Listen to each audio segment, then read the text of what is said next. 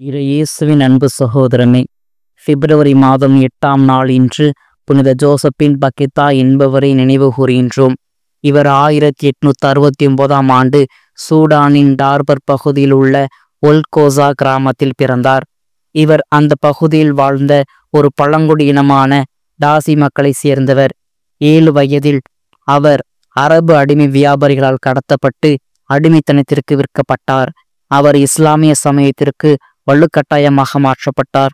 மேலும் அரபு மொழியில் அதிர்ஷ்டசாலி என்று பொருள்படும் பக்கித்தா என்ற பெயர் வழங்கப்பட்டது. கார்ட்டூமில் உள்ள ஒரு பணக்கார அரபு வணிகர் உட்பட பல்வேறு அடிமை உரிமையாளர்களுக்கு புனித பக்கித்தா விற்கப்பட்டார். புனித பக்கித்தா கழுத்தில் இரும்பு சங்கிலி அணிய வேண்டிய கட்டாயம் மற்றும் தொடர்ந்து அடிக்கப்படுவது, உடல் மற்றும் உணர்ச்சி ரீதியான துஷ்பிரயோகத்திற்கு ஆளானார். எவ்வளவு கஷ்டங்கள் இருந்த போதிலும் புனித பக்கித்தா கடவுள் மீதான நம்பிக்கையை ஒருபோதும் இழக்கவில்லை. மேலும் அவர் தொடர்ந்து ஜெபம் செய்து நம்பிக்கையை வைத்தார். 1882ஆம் ஆண்டில் புனித பக்கித்தா கார்ட்டூமில் வசித்து வந்த இத்தாலிய தூதரான கலிஸ்டோ லெக்னானினுக்கு விற்கப்பட்டார். லெக்னானி ஒரு கருணை கொண்ட மனிதர். புனித பக்கித்தாவை மரியாதையுடனும் கண்ணியத்துடனும் நடத்தினார்.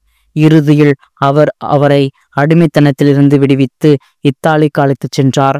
அங்கு அவர் 1890இல் கத்தோலிக்க திருச்சபையில் திருமுழுக்கு பெற்றார். அவர் ஜோசப்பின் என்ற பெயரை ஏற்றுக்கொண்டு ஏழைகள் மற்றும் ஓரங்கட்டப்பட்டவருடன் பணியாற்றும் ஒரு கத்தோலிக்க சபையான கனோசியன் அருள் சகோதரிகளுடன் இணைந்து அருள் சகோதரியானார். புனித ஜோசப்பின் பக்கித்தா தனது வாழ்நாள் முழுவதும் இறைவனுக்கு சேவை செய்வதிலும் மற்றவர்களை பராமரிப்பதிலும் கழித்தார்.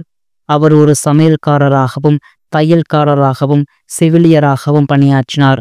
மேலும் அவரது கருணை, பணிவு மற்றும் தாராள மனப்பான்மைக்கு பெயர் பெற்றார். அவர் ஒரு திறமையான எம்ப்ராய்டிங் செய்பவராகவும் தேவ ஆலயத்திற்கு அழகான பலிபீட துணிகளை உருவாக்குவதிலும் நேரம் செலவிட்டார்.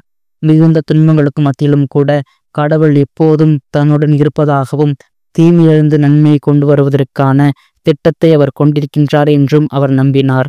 புனித பக்கித்தா சில சமயங்களில் கூறுவார், என்னை கடத்தி அடிமைத்தனத்திற்கு விற்ற அடிமை வியாபாரிகளை நான் சந்தித்தால் நான் மண்டியிட்டு அவர்களின் கைகளை முத்தமிடுவேன். ஏனென்றால் என்னை அடிமையாக விற்காவிடில் நான் ஒரு கிறிஸ்தவராகவும் கன்னியாஸ்திரியாகவும் மாறியிருக்க மாட்டேன் என்று தனது துன்ப காலத்தையும் நல்விதத்தில் ஏற்றுக்கொள்ளக்கூடிய ஒரு சிறந்த புனிதராக விளங்கினார். இவ்வாறாக ஒவ்வொரு தீமையிலிருந்தும் நல்ல காரியங்களை பார்க்கக்கூடிய இப்புனிதர் நோய்வாய்ப்பட்டு 1947ஆம் ஆண்டு பிப்ரவரி மாதம் 8ஆம் நாள் அன்று இரவு 8:10க்கு நித்திய வாழ்வில் சாய்ந்தார். இவரின் பூவுடல் 3 நாட்கள் பொதுமக்களின் அஞ்சலிக்காக வைக்கப்பட்டிருந்தது.